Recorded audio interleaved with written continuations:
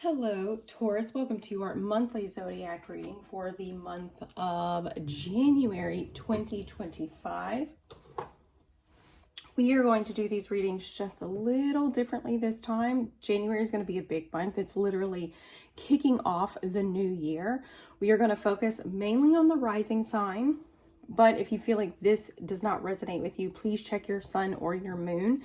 That may be the area, depending on your chart, where you're being called to focus on the most. But we'll focus mainly on the rising sign, and with the transits, I will kind of help correlate what houses and what energies these transits might actually show up or take place in. So let's see what your month's overall message is.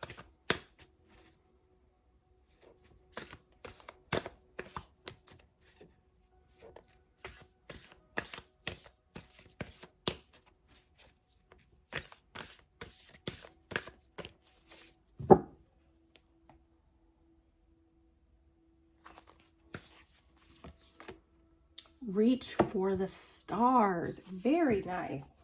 Very nice. Another energy just got this same card. I want to say it was Sagittarius, got that same exact card. So that's really, really lovely. I like that for you guys.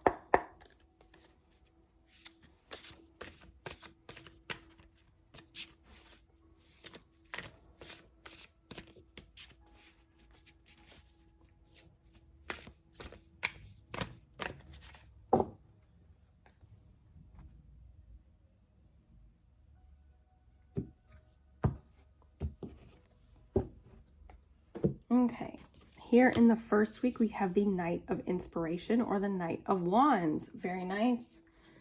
Here in the second week, the Five of Wands or the Five of Inspiration for this deck. The Nine of Cups. Very nice. This is the full moon in Cancer, so that's beautiful. Here in the fourth week, the Eight of Pentacles in reverse. And here in the fifth week, the Knight of Pentacles in reverse. Okay, so it looks like the first half of the month, energy is kind of moving along. But here in the second half, it's definitely slowing down. Now, I drew 5 cards because the weeks are a little funky. We have like 3 or 4 days in the very first week, and we have 3 or 4 days in the very last week. So they're not full weeks. So technically, there are 5 weeks for the month of January. Here in the first week, we've got the Knight of Wands. The Knight of Wands, Knights are the action takers of the tarot. And Wands is all about the pursuit of what is fulfilling, pursuing what inspires you, what you truly want to take action on, and maybe what your desires are. This is lovely because this is the week that we have Venus, the planet of love, money, beauty, value, art, moving into the sign of Pisces. Pisces actually sits in your 11th house. This is about hopes and dreams. The 11th house is social circles, social networks, like close-knit community members, friends. But also it's about our hopes and our dreams. It's about our aspirations for the future. So it could be that here in this first week, when Venus moves into that house, you guys are really going to feel an uptick in kind of chasing what it is that you're really hoping for out of life. Here in the second week, we've got the Five of Wands I was about to say in reverse. It's not in reverse. But the Five of Wands. And the Five of Wands is definitely like a clash of egos. It's kind of competitiveness, you know, and it can symbolize conflict. Not necessarily the conflict that can really hurt. It's kind of like sparring. It's a lot of competitiveness, and it's a lot of ego energy. This energy is ruled by Leo. But we have Mars going retrograde within the sign of Cancer.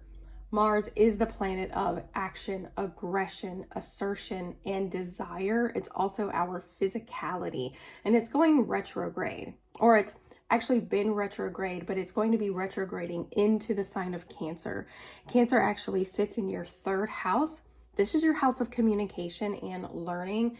Mars is not very comfortable. He doesn't like to be forced to slow down.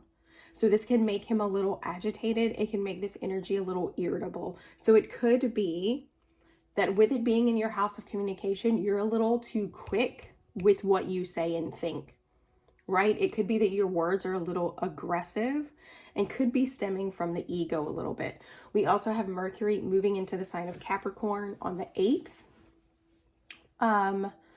Mars retrograding into Cancer is on the 6th. Mercury moving into Capricorn is on the 8th. So the planet of thoughts, ideas, and communication is moving into your 9th house. Your 9th house is all about higher learning, expansion, like self-expansion, but doing so through exploration. It's all about moral and spiritual beliefs, religious beliefs, more, like I said, morality, culture, and long distance travel. So it could be that a lot of thoughts are being geared towards traveling. It could be that there's a lot of talk around maybe things that you want to learn. What is it that you really want to expand on, right? Because it's higher learning. So it's an opportunity when Mercury moves into this sign, it's an opportunity to really focus on the things that you want to learn. Here in the 3rd week, we've got the 9 of Cups. This is wish fulfillment, finally getting what it is that you want, feeling emotionally satisfied. This is the week that we have the full moon in Cancer. Like I said, Cancer is in your 3rd house. Okay. And full moons can represent a big buildup of energy. The light of the moon is illuminating things that we typically need to see. The moon activates our emotional body, which is why people tend to get a little bit more emotional around full moons, specifically within the sign of Cancer. Cancer is a water sign, so it's a little bit more emotional. But it could be that the full moon is actually illuminating what your wishes really are, or it's showing you where your wishes have actually been granted. Here in the 4th week, this is when Aquarius season starts. So anytime we have a new season that begins, the themes and energy of that sign kind of take center stage. Aquarius is all about the future, AI, technology, social media. It's all about authenticity and the good of the collective, right? And it's also about close community. With Aquarius season starting, you guys have the 8 of materials, or the 8 of Pentacles in reverse. And it can represent a feeling of like wishing and hoping for something, or believing that you're putting the work towards something, but you're not putting in the work maybe the way that you think you are. Say if I really want to feel more empowered at work, yet I continue to say yes to things that I don't want to say yes to. I may be doing more at work and I feel like I have more responsibility, but in reality, I'm just being a doormat. Does that make sense? It's really about maybe looking at what it is that you want to work towards, because the 8 of Pentacles is entrepreneurship. It's fine-tuning what it is that you're really wanting. And when it's in reverse, it's kind of a call to see, am I putting in the necessary work? Is the work that I'm really, like I said, think I'm doing what I am actually doing? Are you working on yourself the way you should be? This could also be about self-mastery, right? Aquarius is in your 10th house. This is your career house, right? So it could be during Aquarius season, in order for you to move forwards in your career, you need to focus on fine-tuning your personal skills, like my communication skills, my ability to emotionally regulate, my ability to prioritize. Really focus on that self-mastery versus mastering your career. Master yourself so that you can show up better in your career. Here in the last week, this is the week that we have a lot of things moving around, but we've got the Knight of Pentacles, and the Knight of Pentacles is the slowest moving knight, but when he's in reverse, like he is here, he's not going anywhere. It could be that there's literally just no movement forward, or it could be that there's a sense of procrastination. Like, I know what I need to do, but I don't want to do it. I don't want to do it. And it could be Mercury moving into Aquarius. Our thoughts, ideas, and communication can really be geared towards the future. Again, this is your career house. So your Mercury is moving into your career. So maybe a lot of ideas, a lot of speaking with new people when it comes to your career. It's also public image and reputation. And it could be that maybe you feel like it's not going anywhere. Maybe you're thinking that it's not going anywhere. This is when we also, on the 29th, we have the North Node leaving the sign of Aries and transitioning into the sign of Pisces. Unless you have your natal lunar nodes in Pisces and Virgo, I wouldn't worry too much about this energy just yet. On the 29th, we have the new moon in Aquarius. Again, this is your career house. This is public image. There's one other main theme in that house. It's career, public, social status. You know, it's all of those things that we work to achieve for a very, very long time. This energy is peaking at 9 degrees. So this is a Jupiter degree. This is big energy, right? New moons are new opportunities to set intentions. And with your career house, I was going to really say what it should be, but with the Knight of Pentacles in reverse, I'm curious to see how this energy is actually going to play out for you. Because the Knight of Pentacles isn't going anywhere. Like, he's procrastinating, right? So it could be that maybe the new moon is like, we recognize that we're procrastinating and we need to set intentions on how we can go about this differently. Let's see what the other cards have to say. Oh, an honorable mention, because it is happening in your sign. Uranus, the planet of liberation. I don't want to say destruction and chaos, but sudden change is going direct in your sign at a Aquarius degree or a Uranus degree. So this is about liberation and freedom, and Uranus moving forward or going direct in your sign is just something that I wanted to mention, because it probably will be noticed, and it will be, I don't want to say a big deal because it doesn't feel like a big deal, but it's definitely something that you guys are going to want to pay attention to because it's happening in your sign.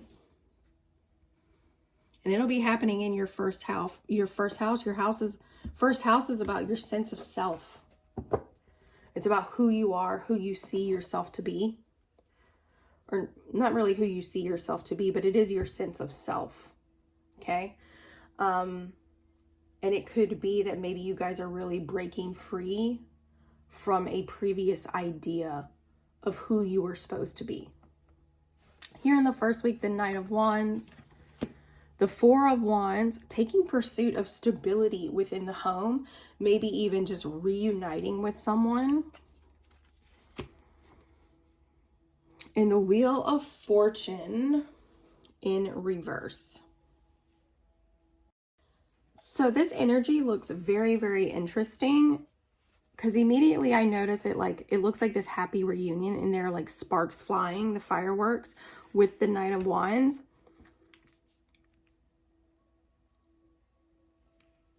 It's very, very interesting, because this energy almost feels like you guys could be reunited with someone, and it's very unexpected with the Wheel of Fortune in reverse. It's kind of like an unexpected setback, just simply because it's something that is kind of out of the blue and you just were not expecting at all. We're not expecting at all. But the Knight of Wands is very attractive energy.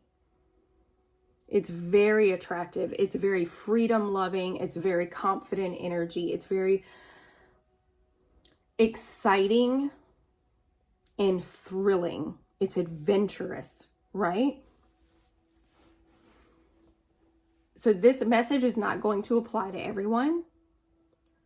But for some of you, I really, really do feel like you're going to come across someone extremely unexpected. Again, this could be reuniting with someone you just, from the past, you were not expecting. Venus, the planet of love and relationships, moving into the very dreamy and romantic and like poetic sign of Pisces. That's very, very interesting.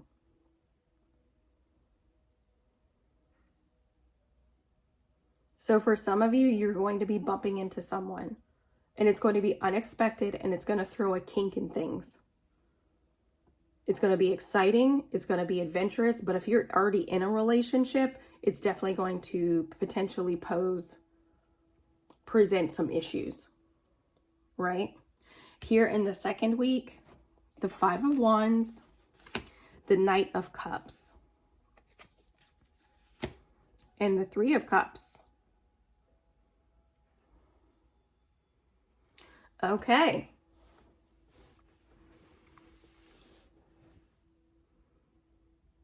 There's definitely going to potentially be some conflict kind of going on, simply because you're wanting to pursue what it is that's potentially emotionally fulfilling, right?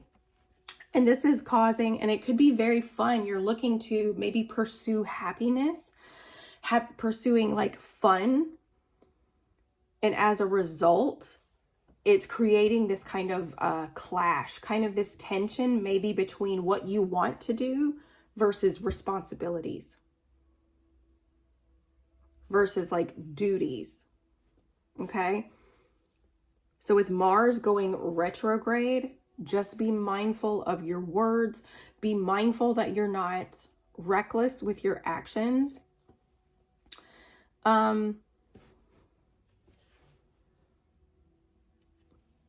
And just be careful again, if this first message resonated with some of you, just remember that 3's a crowd, okay? Emotional pursuits can always interfere with something that you've been working on. Doesn't mean that it won't be fulfilling, doesn't mean that it won't be exciting. It just means that sometimes more options is not always better. But that's only if that first message resonated with you. Take that as you want. Here in the full moon, the week of the full moon, the Nine of Cups, getting what you want, wish fulfillment, the Seven of Swords, deception, lack of self-awareness, and the King of Swords. Okay, so it really feels like you could be getting what you want, could be very, very excited about getting what you want, wish fulfillment. But here with the Seven of Swords, what you think you're getting is not actually what it seems. Someone is being manipulative, and you're over analyzing what's actually in front of you. You're like, yes, this is exactly what I want, but it's not exactly what I think it is. Especially with Venus being in Pisces, you could be looking at things through like rose-colored glasses. Rose-colored glasses, and it's not... It may, again, rose-colored glasses, you may not be able to see what's actually in front of you clearly, because your perception is being filtered through this very idealistic and wishful lens, okay? Something is not what it seems, and it could be that you're not seeing things for what they actually are, okay? Here, and it's going to be that the full moon in Cancer is going to kind of illuminate this. It's going to probably illuminate the truth of whatever this is. And this is happening at the 23rd degree, the same thing with the new moon. Uranus going direct in Taurus. This is a Uranus and Aquarius degree. Uranus is sudden change, sudden truths, and liberation. Here in the fourth week, maybe working on needing to focus on self-mastery and focus on letting go of maybe toxic ideas, toxic relationships, toxic habits, finally freeing yourself from the devil's grip, things that you feel bound and chained to. And the Seven of Cups, seeing things clearly now. Like the fog has lifted and you're seeing where you need to be focusing more on yourself versus other people and other things. Here in the last week, the Knight of Materials, the Three of Swords, something's not going anywhere. Procrastination maybe on separating yourself from something. And it could be causing resentment, or it could be that you don't trust yourself. You don't trust yourself to move forward with what it is that you know you need to do. You're procrastinating a separation. You're procrastinating accepting a loss in some way. And it's either because you don't trust yourself to know that that's actually what's right for you, or it's you know that that's what you need to be doing, and because you're actively avoiding it, you're becoming very, very resentful towards other people, when in reality, it's your decision all along. This is a very interesting month. Very interesting month. But with the overall theme of reaching for the stars, it feels like this month is definitely testing you. And it's really asking you to, like, are you willing to do what's necessary for your ultimate happiness? Here in the first week, step out of your comfort zone. And it could be going to a reunion or a celebration. It could be that all of a sudden you spontaneously get invited to like a wedding or a celebration, maybe even a New Year's party. You spontaneously get invited to something that you were not expecting. It is a setback, but it's going to be fun. It's going to be super, super, super fun. And it's going to ask you to step out of your comfort zone. It's going to ask you to grow, right? Because anytime we step out of our comfort zone and we do things that just make us feel anxious and unsteady, we are forced to grow, because it forces us to face part of ourselves that we didn't know we could. Right? And every time we do that, we get a little bit stronger. We get a little bit more confident in our ability to do hard things. A new romantic cycle begins. Still going on with that first theme that I said in the first week. You could be invited somewhere and potentially you meet someone that's just it's very unexpected. You were not expecting it, but sparks fly. And it just kind of is what it is. But a new romantic cycle could be beginning, and maybe it feels very, very conflicting for whatever reason. Maybe you're already involved in a relationship, maybe they are. But it feels like something you definitely want to pursue with the Knight of Cups. But just remember, like I said, 3 is company. Like 3 is a crowd. Okay? And remember, we've got the balance. We've got the scales. The scales represent karmic balance. Light, dark, yin, yang, masculine, feminine. It represents the scales. And if we're doing something that's not necessarily always on the up and up, something that justice would deem, what is it? It's the Egyptian god Osiris, I believe, that if for any reason at the moment of your death, when you go before the judge and jury, if your heart feels guilty for something, if your heart is heavier than a feather, you don't get to pass through. Your soul doesn't get to move on. So just remember that the scales within Libra always represent justice, okay? So if you are involved with another person and you meet someone new, doesn't mean that you can't pursue that something new, but it does mean that you need to go about it with the utmost integrity and the utmost respect for yourself and for everybody involved. Surrender to the divine. Full moon. It could be that